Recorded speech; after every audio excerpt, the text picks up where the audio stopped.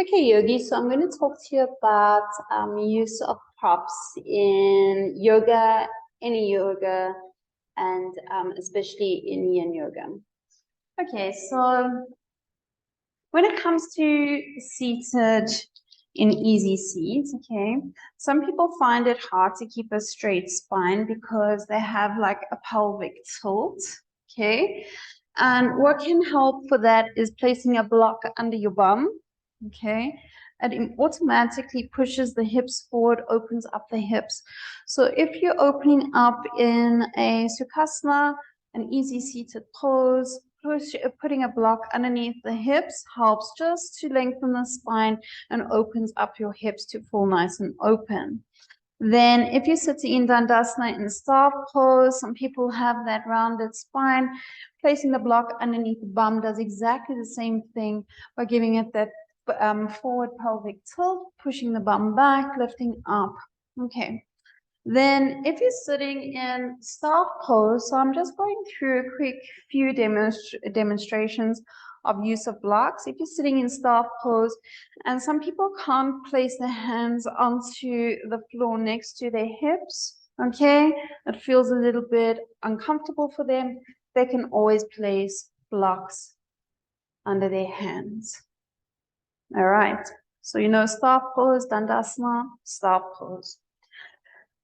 Seated butterfly position. When we want to rest in yin, we want to find the comfort in the postures. So some people don't find it easy to open up the hips. The hips might feel a little bit sore. You can place blocks underneath the knees and rest the knees comfortably on the blocks, just obviously assisting your yogis with that. Another one to do is if you want them to forward fold and their back will coming into the forward fold, they can place a block on their feet and rest their forehead on the block. Okay. When we are doing shoelace, okay, shoelace posture, cow face in vinyasa and shoelace in yin, and you want to rest over the knees, placing forehead on knees, and some people cannot, or they cannot get further over the knees. Either hands in fists if you don't have blocks and place your head down, or again, head on the block. Remember, there are 3 levels to the block. You have your first level, your second level, your third level. As your yogis progress, maybe they would start on level 3 and work down to level 1 eventually. Then we have swan pose, and in vinyasa it's pigeon. So in swan pose, the leg is aligned, the shin is aligned horizontally with the top of the mat. Leg extended behind. People battle with getting the hip down. You can place a block underneath the thigh of the bent leg. Okay. While we're in this posture, taking the block out, we have a bolster, which is also nice to use. So if you have a bolster, you need to get familiar with your props. I'm going to do the same thing, but just so that you can see on the leg, laying my left leg on top of the bolster, bringing my right foot on the front and resting in a sleeping swan. It's a really comfortable, it's a nice posture. People enjoy it. And you should give it a try. We will start using props in one of our next lessons. Then reclined butterfly or bound angle pose.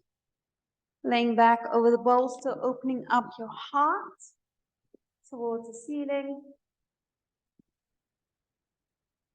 Okay. Hero pose. Virasana, hero. Sitting bum between the legs, between the hips between your heels. If people can't place their hips down by the heels, too sore for them, they can sit onto a block. They can sit onto 2 blocks, okay? They can even sit on the bolster. If you want a reclined hero, Supta Virasana pose, you place the bolster by the sacrum and lay over onto the bolster. This may not be accessible for many of the yogis. Okay, many practitioners cannot get into a reclined Virasana. So if the knees hurt, remember to separate the knees. If not, they can squeeze them tighter together. And if they cannot do it, doing half hero is an option, or just moving that leg slightly out to the side. I will do it on the other side so you have a better understanding. And then opening this leg out to the side and coming into the recline. Okay. Forward folds with your bolster. Using a block and a bolster, placing the block at an angle, resting your bolster on the block at the angle. Okay. So that your yogis can come to their level of degree for a forward fold. Maybe their level is completely down, all the way down. And maybe they just need to adjust with their degree of comfort.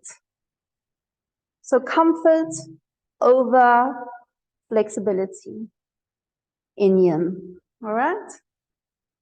Then supine twists.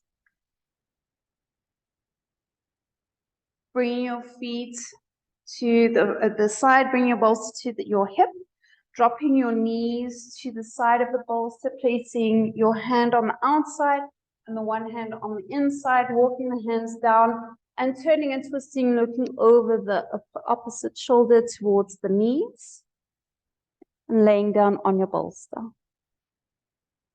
I might be going a little bit too quick in some of these adjustments with the bolsters and with the blocks. So if you have any questions, please feel free to ask me, how can I adjust a specific posture with a prop? Also in your child's pose, knees onto the outside and resting onto the bolster, really comfortable. If you have the head turned, then make sure that you turn them the other way, depending on how long you're holding them in the posture. So halfway, you need to make sure they turn the head the other way. Okay, they can't have their head the same way unless you've got double-sided, and then the head will go the other way.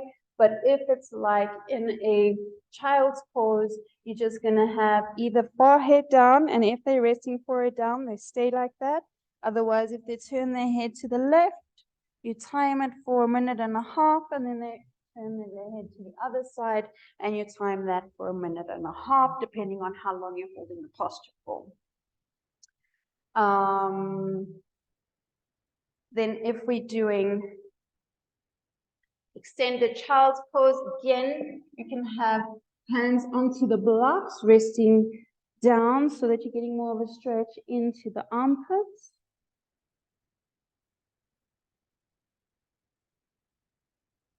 And I'm just trying to think of a couple of other postures, but you can kind of see where we're going with use of props. Very important, especially in yin, because we want to get into comfort. If we're coming into garland, so garland pose is Malasana, yogi squat. Garland pose with the block. So some people find it a little bit hard to get into garland pose, yogi squat. Okay, if they find it hard, you can place a block under their bum and they can sit on the block or they can sit on the bolster. Obviously, depending on their level, they might not be able to get down here. If this is too much for them and they just simply cannot, the objective is to have the knees open. So placing the knees over the bolster and sitting on the floor. I'll also use this posture for a beginning opening sequence just by resting with the knees over the bolster and relaxing in a forward fold. Again, using props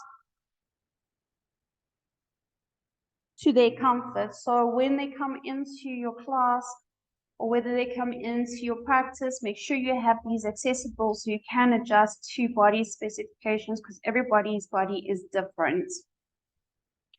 When we're going into a lizard lunge, and if you're holding a lizard lunge for a very long time, okay, so, sorry, I shouldn't call it lizard, in dragonfly, and your arms are down, and the neck is hanging, you may want to rest your head on a block, okay? And if people cannot get further down, and they want to go further down, or if this is their angle, you give them a block to just place their hands on so that they can get into their deepest expression. If they want to try and go flatter or a little bit deeper onto the elbows and try out something new, a little bit of a variation to try and stretch deeper because they can't get onto the elbows, you can help and assist them with a block. Or alternatively, they can use a bolster, same thing.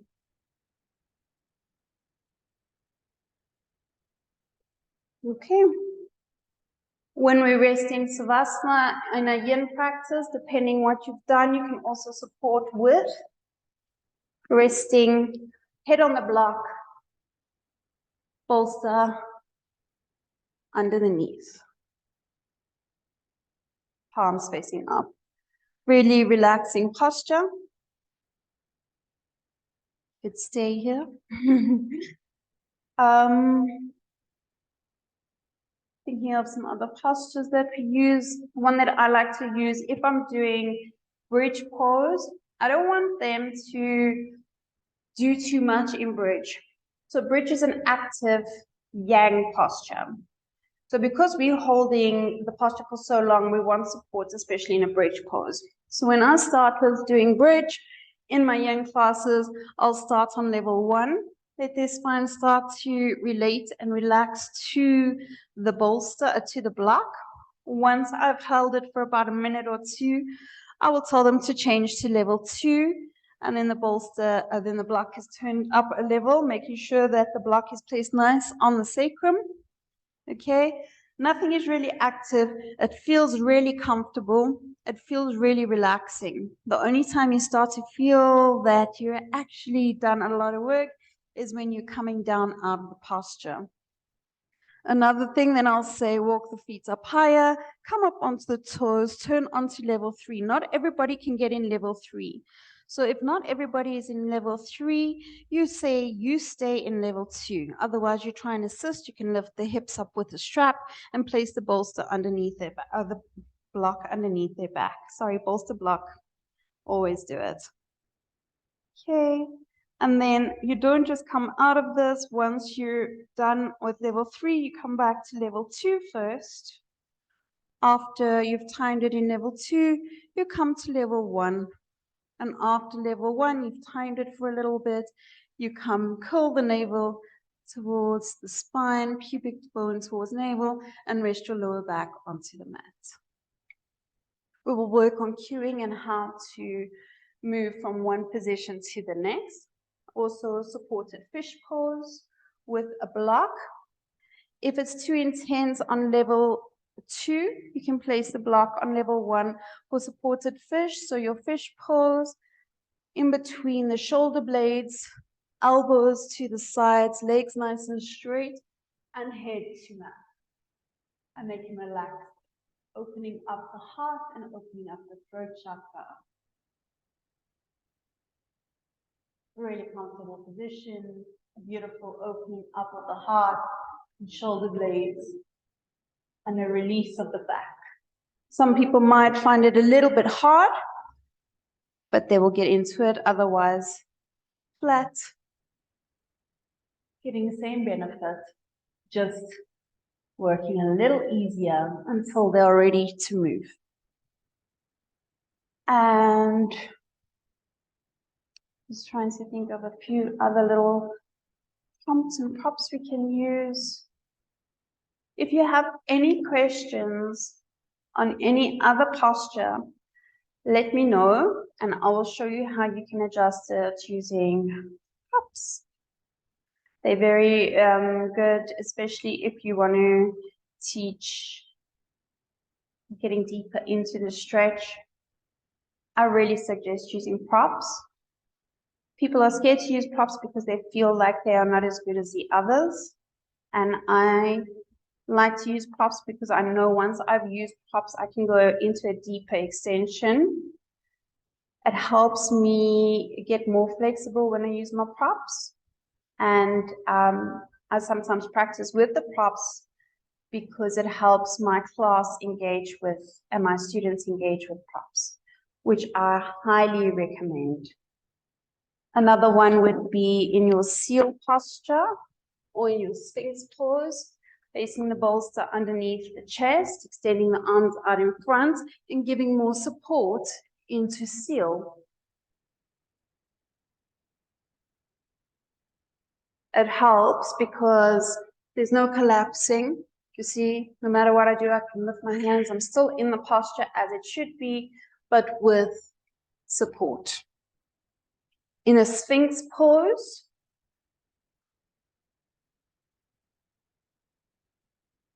elbows underneath the shoulders and forward to the block.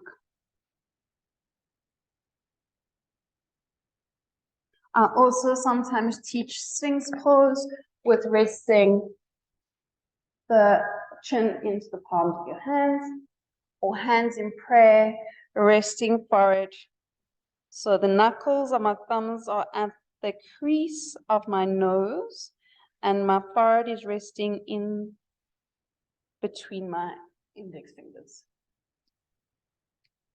I hope that has helped with a little bit of pop work. Like I said, if there are any other postures that you can think of that I can help you with and assist with props, then let me know and I will assist you gladly. Namaste, yogis.